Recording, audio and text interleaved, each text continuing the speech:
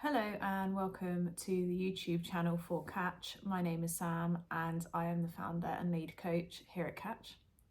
Unshakable confidence is the key to getting everything that you want in life and dating. So on this channel we talk about everything to do with confidence and mindset and how to implement that in your dating and relationship life.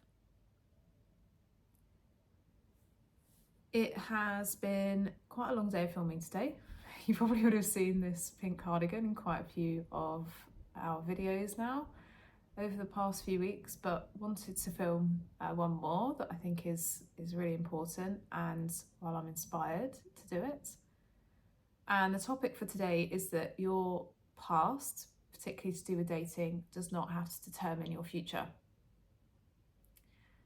Now, when we're speaking to clients or to friends or just, people that we meet out and about, one thing that we often hear is, well, I've been dating for a long time and can't seem to find anybody that I like, or no one that I like wants me, or men don't want commitment, or women are only after money, etc. And what happens is, over time, people become despondent with dating or give up on dating because they've had a few similar experiences, and then over time that becomes a belief or an assumption about how things are going to play out for them. Things will always get to the 3-month mark, and right around, when it should be commitment time, it falls apart, or we get to 2 dates or 3 dates and maybe something progresses physically and then it fizzles out from there, or we don't get past the first date, or we don't get past 18 months or 2 years. A lot of people have patterns and then a story that they tell, which is very validly based on past experience. The problem is with that is that once we hold that as a belief or start to tell that story, is that one, it can build up resentment. That feeling of disappointment or rejection can become resentment or blame towards the group of people that we're trying to date, whether that's men, women, both, or we can form assumptions about the age of people that we're dating or the type of people that we're dating. And then when we interact with those people again, we are scared or do not want to enter into a connection with that person because of the prior experience that we've had, and we assume that it's going to go the same way and not work out exactly how we want. Our walls go up. We might ask that person to jump through more hoops, and our anxiety might build, or we might not even bothering pursuing the connection. And because of that, it's a self-fulfilling prophecy. It doesn't work out because we're not really giving it the chance to. And all of us have those stories, and all of us have those patterns, right? And I think often we can see them in ourselves. So if we take that example of people that get to the 2 or 3 month mark and they don't quite get to commitment, what tends to happen is around that time, that person is getting more anxious, getting more attached to that person, more urgent, wants to lock it down, starts overthinking, being more tense around that person and thinking, it's not going to work, or I need to get this commitment straight away and us to be in an official dating relationship. Otherwise, it's just going to peter out like all of the others. And because that anxiety comes up around that stage, again, it's self-fulfilling. And the other problem is when we start to have that story, and especially when we look around ourselves and blame other people, oh, it's men's fault, it's women's fault, etc., is the common denominator, especially if it's a pattern, is us. And although that's difficult to hear, if you're experiencing the same thing again and again with different people, the only common denominator or common factor between those situations is you. And the way that we can break a pattern or create a different result is by changing something that we are doing to create a different outcome. Like, we're only going to get new outcomes if we change something. We can't depend on the world around us to change. And so if we go back to that example of somebody who wants commitment, seems to get into dating several different people, but doesn't get past the 2 or 3 month mark, doesn't get to commitment. we would then ask that person, what do you think is causing that? How do you feel around the time you get to the 2 to 3 month mark? How confident do you feel when you meet somebody and when you're going on the first few dates that it's going to progress? Whereas how confident do you feel when you get to that 2 to 3 month mark? What are the beliefs, or how do you think someone sees themselves when commitment is a normal and natural thing for them to experience? That person would, what usually happens is when we have that conversation with someone, they'll say, oh, well, I'm really confident in how I look, for example.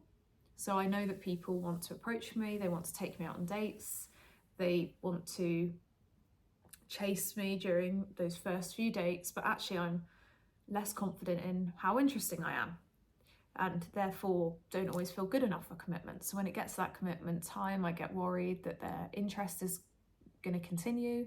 I get worried whether that commitment's going to happen. I start feeling more anxious, and I either find myself pulling away, or I find myself, getting more anxious and wanting to spend more time with that person, or pushing commitment. I send, long text messages about our dynamic and how things should be, and it sort of crumbles from there. So you can see from that, like one example that we've had with a few different clients, that yes, even though they deserve commitment and they've dated a few people that maybe haven't treated them in the way that they deserve, there is a pattern which is playing out in their behaviour and how they're internally feeling, which is creating that dynamic. And as mentioned before, then when they get back into that situation, they then have this story of, rejection or undesirable outcomes and expect it to happen again, which adds to the problem. And what is a shame about that is that those people do deserve that. They do. Everyone deserves the dating outcomes that they want. And it's just about breaking those patterns to be able to get them. And the first step to doing that is believing that and telling yourself that just because something has happened in the past doesn't mean that that is going to happen in the future.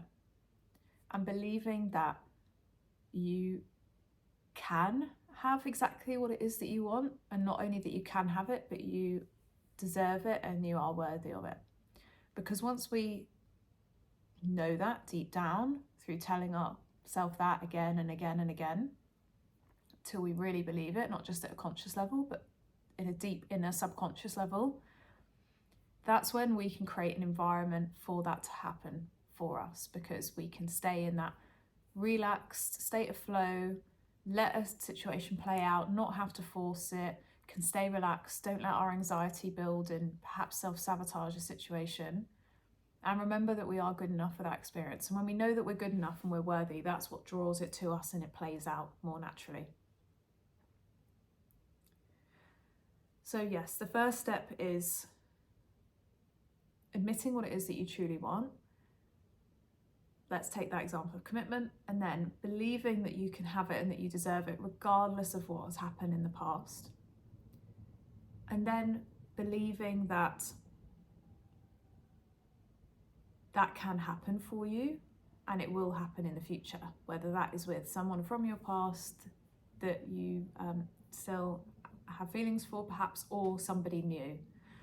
And by believing that you can have it and you deserve it, you'll then start to relax and enjoy the experience without worrying about whether that's going to happen or not. And the other thing is, while we're building that belief, we want to make sure that we're staying calm and centered and we're regulating our emotions as much as possible. And there are several ways to do that, which is breath work or meditation, at least once a day for 10 minutes. There's loads of free breath work and meditation, like guided meditations on YouTube. Could be doing exercise, things like yoga or intense exercise. It can be really focusing on the moment and not letting our minds go into those more anxious places, and then we can get into a more negative thinking spiral. We did another video going into more detail on that, so I'll link that down below. So yeah, really staying on the present moment and thinking positively and not letting ourselves get into that spiral. And also letting ourselves daydream and start to visualize what it would be like to have that experience, so that we're normalizing it and changing the feelings that we have around it from stress and anxiety and uncertainty to certainty and knowing. So again, going back to that example, what would it be like for commitment to be a normal experience and for someone to commit to us and not have to be worried about it? How would it feel when we get to that 2-3 month mark and we can carry on really enjoying the time that we have with that person and building the connection and deepening the connection and building more trust and staying open and allowing that person to, get close to us and allowing ourselves to be vulnerable and trust that it's going to play out? How would that feel? What would that version of us look like? And getting very clear on that.